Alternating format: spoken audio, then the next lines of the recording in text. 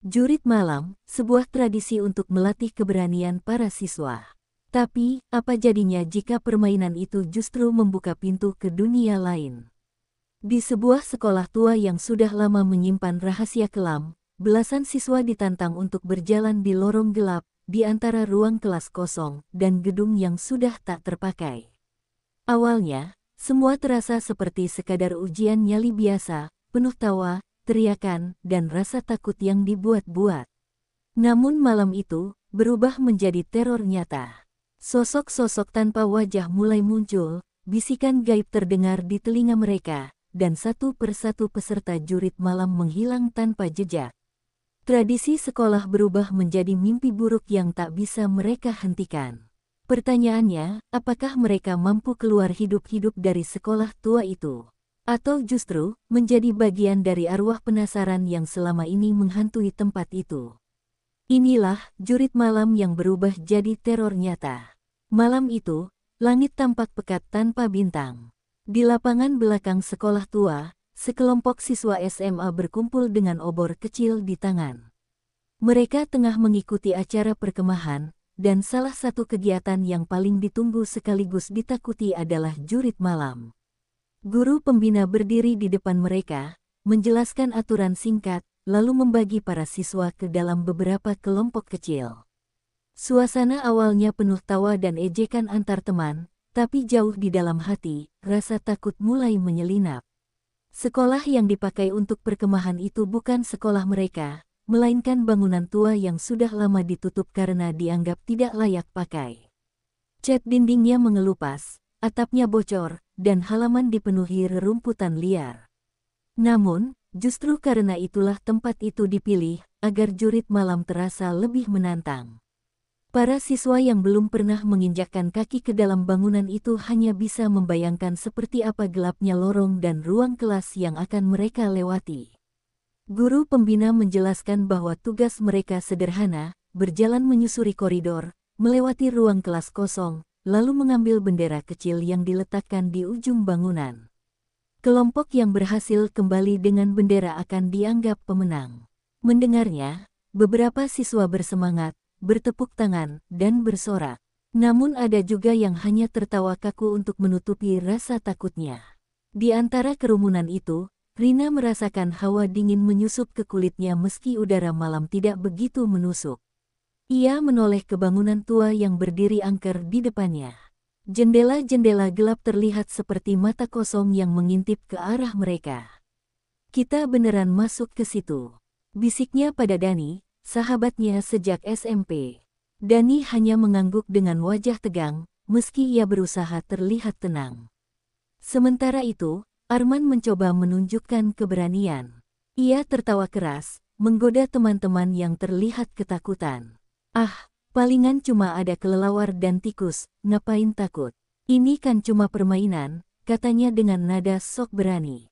Namun, dari cara tangannya yang menggenggam obor terlalu kuat, terlihat jelas kalau ia pun sebenarnya tidak sepenuhnya tenang. Ketika guru menyebut kelompok pertama yang harus berangkat, jantung Rina langsung berdegup lebih kencang. Namanya disebut bersama Dani dan Arman. Mereka bertiga harus menjadi kelompok pembuka, orang pertama yang merasakan kegelapan di dalam sekolah tua itu. Beberapa teman menyoraki mereka, sebagian bertepuk tangan, tapi sorakan itu terasa seperti hukuman. Rina menelan ludah, merasakan jantungnya seolah pindah ke tenggorokan. Obor kecil di tangan terasa semakin redup saat mereka berdiri di depan pintu masuk. Dari dalam, hanya terlihat kegelapan pekat, seolah pintu itu adalah gerbang menuju dunia lain. Bau apek dan lembab langsung menusuk hidung mereka, membuat suasana makin tidak nyaman. Dani melirik ke Arman, berharap ia benar-benar seberani ucapannya tadi, namun justru wajah Arman mulai terlihat serius. Dengan langkah berat, mereka akhirnya masuk ke dalam. Suara pintu tua berderit panjang saat didorong, dan bunyinya menggema ke seluruh lorong. Dari luar, teman-teman mereka bersorak memberi semangat, tapi begitu pintu tertutup, suara itu lenyap, digantikan oleh keheningan menakutkan. Jurit malam baru saja dimulai, dan tanpa mereka sadari, bukan hanya gelap yang menunggu di dalam sana. Lorong sekolah tua itu terasa lebih panjang daripada biasanya. Cahaya lampu senter murid-murid hanya mampu menembus beberapa langkah di depan mereka. Dinding yang lembab dipenuhi lumut dan cat yang mengelupas membuat suasana semakin suram. Bau apek bercampur dengan aroma kayu lapuk memenuhi udara, membuat beberapa anak menutup hidung sambil tetap berusaha menjaga keberanian mereka. Ketika mereka melangkah lebih jauh, terdengar suara langkah kaki lain yang bergema di belakang rombongan. Awalnya mereka mengira itu hanya suara pantulan dari langkah mereka sendiri. Namun, ketika rombongan berhenti, suara itu tetap terdengar, seolah ada yang mengikuti dari jauh. Beberapa murid saling pandang, wajah mereka pucat meski mulut berusaha tertawa agar tidak terlihat takut. Salah seorang murid laki-laki, Ardi, memberanikan diri menyorot ke arah ujung lorong. Namun, yang terlihat hanyalah bayangan panjang yang melintas cepat, lalu menghilang begitu saja. Tadi, ada yang lewat. Teriaknya pelan dengan suara bergetar. Murid-murid lain mencoba mengintip, tapi lorong kembali sunyi, seakan tak pernah ada siapapun. Suasana semakin mencekam ketika tiba-tiba terdengar suara ketukan di jendela kelas yang berjejer di sepanjang lorong. Ketukan itu terdengar teratur, tok, tok, tok, seperti ada yang ingin masuk. Beberapa murid perempuan langsung menjerit kecil, membuat pengawas menoleh dengan wajah yang tak kalah tegang. "Tenang, itu mungkin hanya suara angin," kata salah satu guru, meski nada suaranya sendiri tidak meyakinkan. Namun, alasan itu segera terpatahkan ketika jendela berderit terbuka perlahan, padahal tidak ada angin yang cukup kuat. Dari dalam kelas gelap, terlihat bayangan tangan pucat menyentuh kaca lalu menghilang begitu saja. Semua murid langsung mundur beberapa langkah, sebagian hampir menangis. Di tengah kepanikan, salah satu murid bernama Rani merasa ada yang menarik ujung bajunya dari belakang. Ia menoleh cepat, namun tidak ada siapapun di sana. Nafasnya tercekat, keringat dingin mengucur deras di pelipisnya. Ia hanya bisa berpegangan pada temannya, berusaha menahan teriakannya agar tidak menambah kepanikan. Tak lama kemudian, terdengar suara bisikan lirih yang memanggil nama beberapa murid. Bisikan itu seperti datang dari arah lorong, bergaung namun jelas. "Ardi, Rani, pulanglah." Suara itu begitu dingin, membuat bulu kuduk merinding.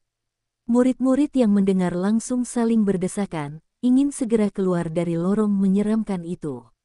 Meski rasa takut semakin kuat, rombongan tidak punya pilihan selain terus maju melewati lorong itu untuk menuju ke titik berikutnya. Setiap langkah terasa berat, seakan ada mata yang terus mengawasi dari kegelapan. Jurit malam yang semula hanya direncanakan sebagai permainan uji nyali, kini berubah menjadi perjalanan penuh teror yang tak seorang pun bisa bayangkan. Langkah demi langkah membawa rombongan ke lantai 2 sekolah tua itu. Lorong di lantai ini jauh lebih sunyi, bahkan suara serangga pun nyaris tak terdengar. Kelas-kelas yang berjejer tampak terkunci, jendela-jendelanya berdebu, dan cahaya senter hanya memperlihatkan coretan-coretan aneh di dinding. Suasana semakin mencekam, seolah udara di sana lebih dingin dan menekan dada mereka. Ketika sampai di depan salah satu ruang kelas kosong, tiba-tiba terdengar suara benda jatuh. Dari dalam, semua murid spontan berhenti, menatap pintu kelas yang sedikit berderit terbuka. Seolah ada yang sengaja menunggu mereka untuk masuk. Salah satu guru pengawas melangkah pelan, namun langkahnya terhenti saat suara langkah kaki dari dalam kelas terdengar begitu jelas. Beberapa murid memberanikan diri mengintip lewat celah pintu. Mereka hanya melihat kursi dan meja yang berdebu, tapi tiba-tiba salah satu kursi bergerak sendiri, menyeret lantai dengan suara berdecit panjang. Jeritan kecil pecah dari salah seorang murid perempuan, membuat rombongan semakin panik. Guru pengawas mencoba menenangkan, meski wajahnya jelas-jelas pucat dan ketakutan. Tak lama kemudian, suara jeritan panjang menggema dari dalam kelas. Jeritan itu begitu nyaring, melengking, dan penuh penderitaan, membuat semua murid spontan menutup telinga. Suara itu bukan berasal dari siapapun di antara mereka. Ketika jeritan berhenti mendadak, suasana hening yang mengikuti justru lebih menakutkan. Seolah-olah ruangan itu sedang menahan sesuatu yang tak boleh keluar. Beberapa detik kemudian, di papan tulis yang tertutup debu, muncul tulisan samar. Awalnya tak terlihat jelas, namun perlahan berubah menjadi kalimat, "Satu di antara kalian harus tinggal di sini." Tulisan itu semakin jelas, meski tidak ada yang memegang kapur. Murid-murid mulai menangis, sebagian mundur dengan tubuh gemetar. Rina, murid yang sejak awal paling sensitif dengan suasana mistis, tiba-tiba berteriak sambil menunjuk papan tulis. "Itu bukan tulisan biasa. Itu ditulis oleh mereka," katanya dengan suara parau. Air matanya bercucuran, sementara tangannya gemetar hebat. Murid lain hanya bisa menatap dengan ngeri, tak mampu berkata apa-apa. Tiba-tiba, dari pojok kelas, terdengar suara bisikan yang begitu pelan namun jelas memanggil satu persatu nama murid. Suara itu terdengar dari berbagai arah, seakan dinding dan langit-langit ikut berbisik. Nama Ardi, Rani, hingga Rina sendiri disebut berulang-ulang. Bisikan itu membuat tubuh mereka terasa lemas, seolah ada sesuatu yang ingin menarik jiwa mereka ke dalam kegelapan. Guru pengawas akhirnya memutuskan untuk segera membawa rombongan keluar dari lorong itu. Namun sebelum mereka benar-benar menjauh, pintu kelas kosong tiba-tiba menutup dengan keras, menimbulkan gema yang membuat semua orang menjerit bersamaan. Mereka tahu, jurit malam ini sudah bukan lagi sekadar permainan keberanian, ada sesuatu yang nyata, mengintai, dan menginginkan mereka di sekolah tua itu. Rombongan murid bergerak tergesa menuruni lorong, berusaha meninggalkan kelas kosong yang baru saja mengeluarkan jeritan gaib. Namun, ketika mereka sampai di tangga tua yang menghubungkan lantai 2 dengan lantai dasar, langkah mereka kembali terhenti. Tangga itu gelap, hanya diterangi cahaya senter seadanya, dengan pegangan besi berkarat yang terasa dingin bila disentuh. Suara kayu berderit pelan setiap kali salah satu kaki menapak, menambah suasana mencekam. Ardi, yang berada di barisan depan, mengarahkan senternya ke bawah tangga. Saat itulah semua orang terdiam. Terlihat sebuah bayangan berdiri di dasar tangga, bentuknya menyerupai manusia, tapi tubuhnya terlalu tinggi dan kepalanya hampir menyentuh plafon. Bayangan itu tidak bergerak, hanya berdiri menatap ke atas. Murid-murid langsung menahan napas, jantung berdegup kencang tak terkendali. Salah satu guru mencoba menenangkan mereka dengan suara bergetar. "Mungkin hanya bayangan kita sendiri." Tapi saat ia berkata begitu, bayangan itu mulai bergerak menaiki tangga perlahan, meski tidak ada suara langkah kaki sama sekali. Pergerakan yang sunyi itu justru terasa lebih mengerikan, seolah sesuatu yang tak wajar sedang mendekat tanpa henti. Beberapa murid menjerit kecil, sebagian mundur, tapi tangga di belakang mereka juga tampak seakan lebih gelap dari biasanya. Cahaya senter yang diarahkan ke arah bayangan malah membuat sosok itu semakin jelas, sebuah siluet hitam dengan wajah tanpa mata, hanya ada lubang gelap menganga di tempat seharusnya wajah berada. Rina, yang sejak awal sudah ketakutan, tiba-tiba merasa kakinya seperti ditarik oleh sesuatu. Ia jatuh terduduk di anak tangga dan menjerit sekuat tenaga. Ketika teman-temannya berusaha menolong, mereka melihat tangan pucat muncul dari celah tangga kayu, mencengkeram pergelangan kaki Rina. Tangan itu kurus, dingin, dan seolah berusaha menariknya ke dalam kegelapan di bawah tangga. Guru pengawas berlari panik, menarik tubuh Rina sekuat tenaga hingga genggaman tangan gaib itu terlepas. Namun, bekas jari-jari hitam yang mencekam kakinya tetap terlihat jelas, seolah terbakar di kulit. Rina menangis tak henti, sementara yang lain semakin yakin bahwa mereka tidak sedang bermain jurit malam, melainkan menjadi sasaran makhluk yang menghuni sekolah tua ini. Saat mereka akhirnya berhasil turun, suara derap langkah keras tiba-tiba menggema di tangga, meski tak ada seorang pun yang menapakinya. Derap itu semakin cepat, seperti ada yang berlari mengejar. Rombongan pun panik, berlari meninggalkan tangga tua itu sambil terengah-engah. Namun, ketika mereka menoleh ke belakang, tangga itu sudah kembali kosong, tak ada siapapun, hanya kegelapan yang pekat. Murid-murid kini benar-benar kehilangan semangat untuk melanjutkan jurit malam. Namun para guru tak bisa begitu saja menghentikan kegiatan ini, karena aturan sudah ditetapkan sejak awal. Mereka harus bertahan hingga dini hari. Sayangnya, malam baru saja dimulai, dan sekolah tua itu masih menyimpan banyak rahasia mengerikan yang belum mereka temukan. Setelah berhasil melewati tangga tua, rombongan diarahkan menuju area toilet yang berada di sisi belakang sekolah. Tempat itu terkenal angker bahkan di siang hari, karena sudah lama tidak digunakan. Cat dindingnya mengelupas, ubin lantainya retak, dan pintu-pintu kayunya lapuk berlumut. Aroma busuk menusuk hidung sejak mereka mendekat, seolah ada sesuatu yang membusuk di dalam sana. Salah satu guru meminta beberapa murid masuk ke toilet sebagai bagian dari tantangan jurit malam. Dengan terpaksa, Ardi, Rani, dan 2 murid lain melangkah masuk sambil menyalakan senter. Suara pintu yang berderit saat dibuka membuat bulu kuduk mereka meremang. Di dalam, suasana lebih pengap dan dingin, seakan udara segar enggan masuk ke ruangan itu. Ketika mereka memeriksa bilik-bilik toilet, awalnya hanya terlihat kotoran debu dan sarang laba-laba. Namun tiba-tiba, dari salah satu bilik, terdengar suara air menetes meski semua keran sudah lama rusak. Tik, tik, tik, suara itu pelan tapi jelas. Rani mendekat, menyorot dengan senternya, dan terperanjat. Dari keran yang berkarat, bukan air yang menetes, melainkan cairan merah pekat yang menyerupai darah. Ardi yang berdiri di belakangnya ikut melihat, dan wajahnya langsung pucat pasi. Itu bukan air biasa, bisiknya lirih.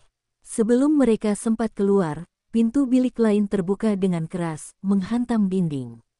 Dari dalam, muncul bayangan hitam yang bergerak cepat, hanya melintas lalu lenyap begitu saja. Semua murid di dalam toilet menjerit, sementara suara tawa lirih terdengar entah dari mana. Di cermin besar yang tergantung di dinding, bayangan mereka tampak berbeda. Rani yang menatap pantulan dirinya melihat wajahnya berubah pucat dengan mata hitam kosong, sementara mulutnya tersenyum lebar tak wajar. Ia langsung menutup mata dan mundur, hampir terjatuh. Teman-temannya pun menjerit melihat bayangan mereka di cermin tampak lebih menyeramkan daripada wujud asli. Ketika mereka mencoba kabur, pintu toilet tiba-tiba menutup rapat, tak bisa dibuka. Suara ketukan dari bilik-bilik lain mulai terdengar, semakin keras, seperti ada yang berusaha keluar dari dalam. Dum, dum, dum. Suara itu membuat jantung mereka seakan ingin meledak. Rani menangis histeris, sementara Ardi terus berusaha mendobrak pintu yang terkunci. Akhirnya, setelah beberapa kali mencoba, pintu terbuka sendiri dengan keras, seolah ada sesuatu yang mendorong dari luar. Mereka berlari keluar dengan wajah pucat dan napas terengah-engah, membuat rombongan lain yang menunggu di luar ikut panik. Guru pengawas berusaha menenangkan, namun jelas dari sorot matanya, ia juga melihat sesuatu yang tak bisa dijelaskan. Kini, para murid mulai sadar bahwa setiap tempat di sekolah tua ini menyimpan sesuatu yang menyeramkan. Dari lorong, kelas kosong, tangga, hingga toilet, semuanya dihuni oleh entitas tak kasat mata yang seolah ingin menunjukkan keberadaan mereka. Dan semakin lama mereka bertahan, semakin nyata teror yang mereka hadapi. Setelah pengalaman menyeramkan di toilet tua, rombongan diarahkan menuju aula sekolah yang sudah lama tak digunakan. Aula itu luas, dengan panggung kayu yang lapuk dan langit-langit tinggi penuh sarang kelelawar. Udara di dalam terasa dingin menusuk tulang, dan langkah kaki mereka bergema panjang, seolah ada lebih banyak orang daripada jumlah yang sebenarnya hadir. Saat rombongan masuk, tiba-tiba suasana berubah hening. Semua murid berhenti bicara, karena dari arah panggung terdengar suara halus yang tak seharusnya ada, denting gamelan Jawa. Suaranya lirih, mengalun pelan seperti musik untuk sebuah pertunjukan. Padahal jelas, tidak ada alat musik sedikit pun di ruangan itu. Beberapa murid saling tatap dengan wajah pucat. "Kalian dengar, kan?" bisik Rani sambil menggenggam tangan temannya erat-erat. Guru pengawas mencoba bersikap tegar, namun keringat dingin membasahi pelipisnya. Denting gamelan semakin jelas, disertai suara sinden yang menyanyi lirih, seolah dari kejauhan, membuat bulu kuduk merinding. Tanpa aba-aba, lampu senter Ardi menyorot ke panggung. Di sana, samar-samar tampak sosok wanita berpakaian kebaya kuning, duduk bersila dengan wajah menunduk. Namun ketika cahaya lebih fokus menyorotnya, sosok itu menghilang begitu saja, hanya menyisakan kursi reyot kosong. Murid-murid menjerit, sebagian menutup mata, tak berani lagi menatap panggung. Lalu, terdengar suara langkah kaki beriringan, seperti rombongan penari sedang memasuki panggung. Lantai kayu berderit-derit seolah benar-benar diinjak oleh banyak orang. Namun panggung itu tetap kosong, hanya bayangan hitam panjang yang tampak bergerak melintas cepat di belakang tirai reyot. Suara gamelan pun semakin cepat, semakin kacau, seperti pertunjukan yang berubah menjadi pesta arwah. Rani tiba-tiba menutup telinga sambil berteriak histeris, "Mereka ada di sini. Mereka sedang menari." Tubuhnya bergetar hebat, matanya kosong seakan melihat sesuatu yang tidak terlihat oleh orang lain. Dua murid lain berusaha menenangkannya, tetapi justru ikut terhanyut dalam ketakutan saat suara tawa wanita menggema dari sudut ruangan. Guru pengawas akhirnya memberi isyarat agar semua murid segera keluar dari aula. Namun pintu aula yang mereka masuki sebelumnya tiba-tiba tertutup sendiri dengan keras. Suara gamelan makin keras, disertai denting gong terakhir yang menggelegar, membuat kaca-kaca jendela bergetar hingga hampir pecah. Semua orang menutup telinga dan berjongkok, berharap semuanya segera berhenti. Dan seketika, hening, musik gamelan itu hilang begitu saja. Ketika mereka kembali membuka mata, pintu aula sudah terbuka, seperti tidak pernah terkunci. Namun di panggung, masih tertinggal bunga melati segar yang belum ada sebelumnya. Aroma melati itu menyebar, menandakan bahwa apa yang mereka alami barusan bukanlah sekadar halusinasi. Setelah keluar dari aula tua yang penuh teror, rombongan diarahkan menuju lapangan upacara. Malam itu, lapangan hanya diterangi cahaya bulan pucat yang menerobos di antara awan. Rumput liar tumbuh tinggi, dan tiang bendera berkarat berdiri tegak, seakan menjadi saksi bisu segala kejadian menyeramkan yang pernah terjadi di sekolah tersebut. Suasana begitu sunyi, hanya terdengar suara jangkrik di kejauhan. Guru pengawas meminta murid-murid berbaris di tengah lapangan untuk menguji keberanian. Dengan langkah ragu, mereka menuruti, meski sebagian besar wajah sudah pucat. Tiba-tiba, dari arah tiang bendera, terdengar suara langkah kaki berderap, seperti puluhan siswa sedang melakukan apel pagi. Suara itu begitu jelas, meski lapangan tampak kosong. Murid-murid menoleh panik ke segala arah. Ardi mengarahkan senter ke dekat tiang bendera, dan saat itulah mereka semua membeku. Samar-samar, terlihat barisan murid berpakaian seragam putih abu-abu berdiri tegap. Namun wajah mereka pucat, mata kosong, dan tubuh mereka seperti tembus cahaya. Bayangan itu berdiri kaku, seakan sedang mengikuti upacara di dunia lain. Rani langsung berteriak, itu bukan manusia." Tubuhnya gemetar hebat. Murid-murid lain mulai menangis, sebagian memeluk satu sama lain. Namun suara langkah kaki tetap berderap, semakin keras, semakin nyata. Bayangan para murid hantu itu lalu serentak menoleh ke arah rombongan, gerakan mereka kaku, tapi serempak, membuat semua yang melihat hampir pingsan ketakutan. Salah satu sosok di barisan hantu itu melangkah maju. Wajahnya lebih jelas daripada yang lain, pucat pasi dengan mata hitam pekat dan mulut sobek sampai ke telinga. Ia menunjuk ke arah rombongan, lalu terdengar suara berat bergema, "Satu di antara kalian harus menggantikan kami." Suara itu membuat dada semua orang serasa dihantam petir. Guru pengawas mencoba membaca doa, namun suaranya tercekat, nyaris tak keluar. Sosok itu terus mendekat, dan tiba-tiba angin kencang berhembus melewati lapangan, membuat bendera lusuh di tiang berkibar keras meski tak ada angin sebelumnya. Suara-suara bisikan dari entah mana ikut terdengar, menyebut nama murid-murid satu persatu. Dalam kepanikan, rombongan berlari meninggalkan lapangan, tak peduli lagi pada barisan. Namun ketika mereka menoleh ke belakang, lapangan kembali kosong, seakan semua yang mereka lihat hanyalah ilusi. Hanya tiang bendera tua yang berdiri sendiri, tapi kini bercak merah seperti darah menetes dari puncaknya. Malam itu, semua sadar bahwa mereka tidak sedang bermain uji nyali. Lapangan upacara yang dulu penuh tawa di pagi hari kini berubah menjadi panggung arwah yang haus korban. Dan jurit malam ini perlahan berubah menjadi kutukan yang menuntut nyawa. Setelah insiden di lapangan upacara, rombongan murid dan guru kembali berkumpul di lorong utama. Wajah-wajah mereka pucat, sebagian menangis tanpa suara, sebagian lain gemetar tak bisa berhenti. Tidak ada lagi yang menganggap jurit malam ini sebagai permainan. Semua berharap kegiatan segera dihentikan, namun jam masih menunjukkan tengah malam, terlalu lama untuk menunggu pagi.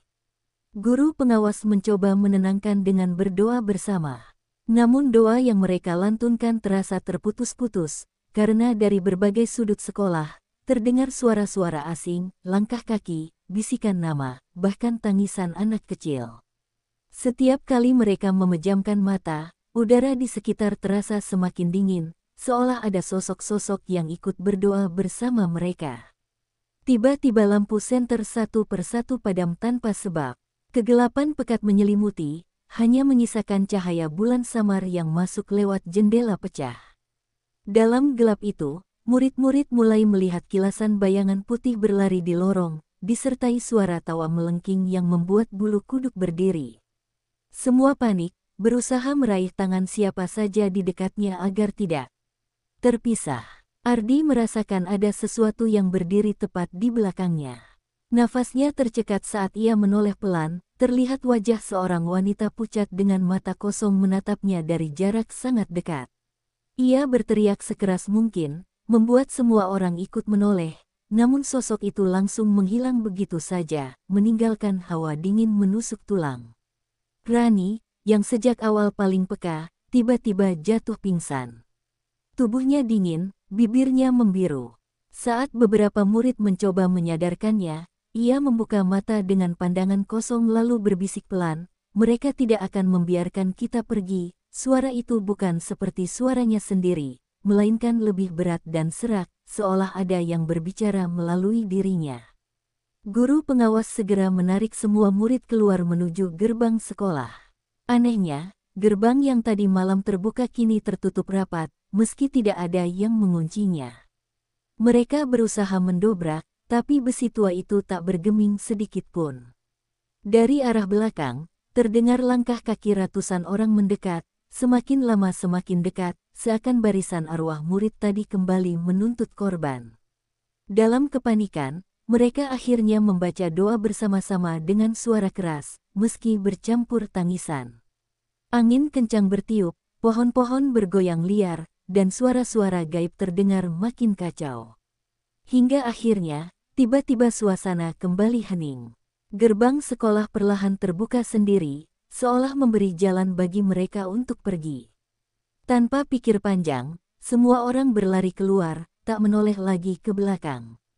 Keesokan paginya, sekolah tua itu terlihat biasa saja, seakan tidak pernah terjadi apa-apa. Namun, para murid yang mengikuti jurit malam tak pernah melupakan kejadian itu. Beberapa di antara mereka bahkan jatuh sakit tanpa sebab. Dan hingga kini, orang-orang percaya, malam itu bukan sekadar uji nyali, melainkan sebuah peringatan bahwa roh-roh di sekolah tua itu masih hidup, masih ada, dan masih menunggu korban berikutnya. Malam itu seharusnya hanya sebuah jurit malam, sebuah tradisi untuk menguji nyali. Namun, siapa sangka, permainan itu membuka luka lama dan membangunkan arwah yang terperangkap di sekolah tua tersebut. Beberapa siswa berhasil keluar, tapi tidak semua. Ada yang hilang tanpa jejak, seakan ditelan kegelapan lorong sekolah. Hingga kini, nama mereka tetap menjadi misteri yang tidak pernah terjawab. Dan setiap kali jurit malam diadakan, selalu ada bisikan samar di lorong itu, seakan mereka yang hilang masih berjalan, mencari jalan pulang yang tak pernah mereka temukan. Pertanyaannya, apakah kau berani jika suatu hari ikut jurit malam di sekolah tua itu? Ingatlah, bukan hanya temanmu yang berjalan bersamamu. Bisa jadi ada sesuatu yang tak terlihat, berjalan tepat di belakangmu. Hati-hati, tak semua yang bersama kita adalah manusia.